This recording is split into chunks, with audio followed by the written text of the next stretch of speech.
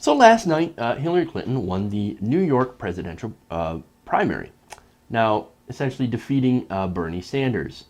With 99% of the vote counted, Clinton had a double-digit lead, 59 or 57.9% to 42.1%. She ended up beating him by about 15 points. Ouch, man.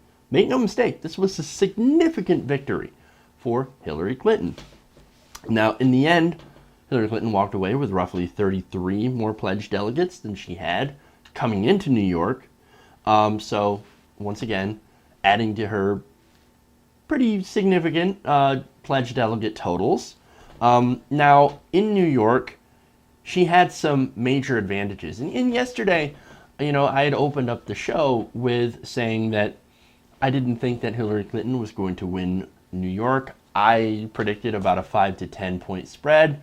I was wrong. She definitely outperformed the polls.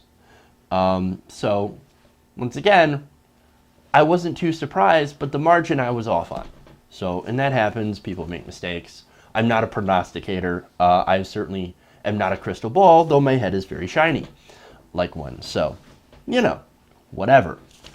Still, big victory.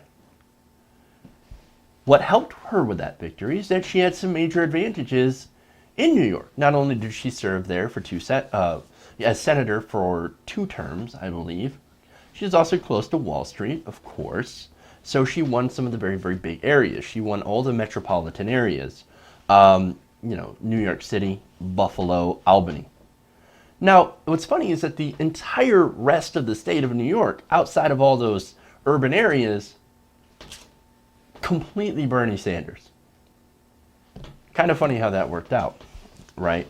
But hey, once again, you can't really discount that win. And some more of the advantages that she had as well was, of course, ties to a lot of political figures. Mayor Bill de Blasio, the African American community. Also, the restrictive voting rules of being able to participate in the primaries, closed primary, is the closed primary. It's one of the most restrictive systems in the entire United States. You had to register as a first-time voter about 25 days before the election. That's fine. If you missed that, that sucks, but you did have time. Now, if you wanted to switch parties, you had to do it by October of last year. Now that I have an issue with, because that is not a lot of time to switch party from independent to Democrat. And you had some issues with people being re-registered as other things. Even the Daily Beast, which is definitely pro-Clinton, wrote a piece on a bunch of people that had been switched from Democrat to Republican, and Democrat to independent or no affiliation. And don't get me wrong, like, to those of you who might think that I'm just whining about this just because, Bernie Sanders lost. No. See, a lot of these registered Democrats probably would have voted for Hillary Clinton anyway. She does better with registered Democrats. My issue is voter disenfranchisement. I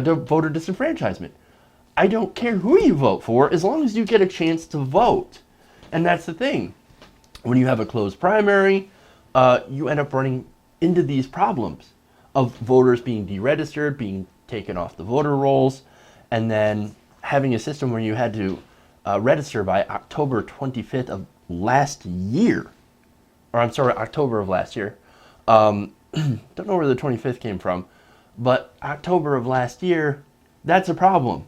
That's a big problem because even people who are registered for 20, maybe 30 years get kicked off the rolls and they're not able to participate in the election, whether or not they supported Hillary Clinton or Bernie Sanders. This is about voters. This is about voters being able to vote, to do their constitutional duty, one of their rights. It's not about, I'm only in favor of people having the right to vote if they're voting for Bernie Sanders. No, fuck that shit. Fuck that. I want everyone to be able to have a chance to vote. That's why I'm in favor of opening up the primaries. It's about voter suppression. It's about voter disenfranchisement. I'm not in favor of that, no matter who's impacted. So just get that thought out of your head right now that we're only whining about it because it impacted Bernie Sanders. No, look, if the tables were switched, and Bernie Sanders won, but a whole bunch of Hillary Clinton supporters got disenfranchised, we would be in favor of Hillary Clinton supporters. We're not dicks like that. We actually support democracy and want everyone to have their chance. Now, with that said, I did go into detail of the many issues that we had in the New York primary in some of the other videos. I'm not really going to focus too much on that, more than I have already. Right now, I actually want to focus on what happens moving forward. So, the next primary is April 26th. Now, you have Connecticut, Maryland, Pennsylvania, Delaware, and Rhode Island. Those are all up for grabs. Pennsylvania, of course, and Maryland having some of the biggest delegate hauls. Now, unfortunately, for Senator Sanders, all of them are closed primaries except for Rhode Island, which has a mixed primary. So you're going to have to register. If you haven't already, the deadlines are approaching very, very fast. So, and may have already been up by the time you guys see this. So, if there's still a chance, go register as a Democrat. Do what you have to do so that you can have your voice heard in these closed primaries.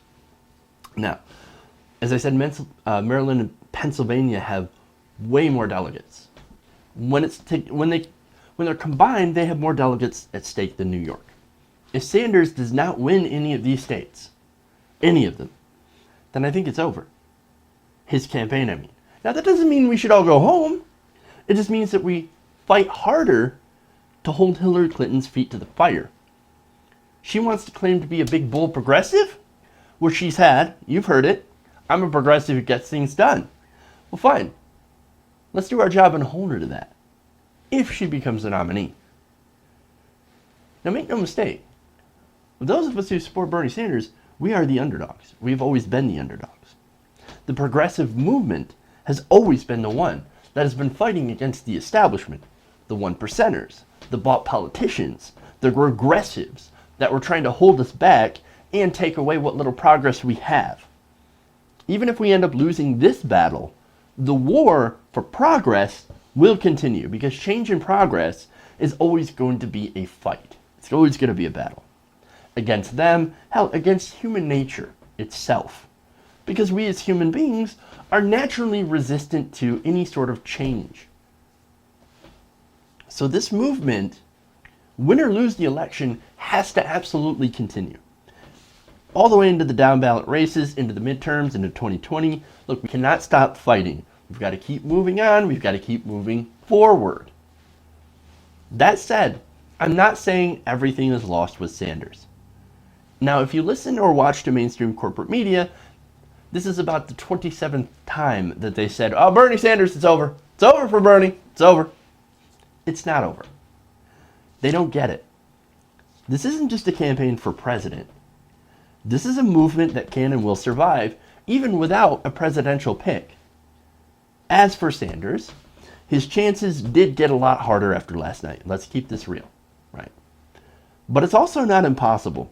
Remember, she's got a roughly 240 delegate lead. 246, 245, something like that. A couple of big wins for Bernie, and that lead is gone. He's got to get every single delegate he can. And a lot of these are, of course, they may be close primaries, but they're also proportional. If you can get some big wins there, you can start chipping away at her lead. And winning some of the bigger states, like, for example, California. There's still a lot of states left, and he can pull out some wins. But he's got to do it. He's got to pull out some big ones. That said, right, he's still going to go to the convention. No matter what happens, he's going to the convention. He's going all the way, and I think we should too. Right alongside him. So let's keep up the fight for the soul of the Democratic Party, because that's ultimately what we're fighting for. We've got to fight to get it back to representing the people and actual progressive values. That's what we care about. That's why we're fighting. Not for a candidate, but we're fighting for a movement. And I'll tell you what, I will keep fighting, no matter what. And I hope that you will too.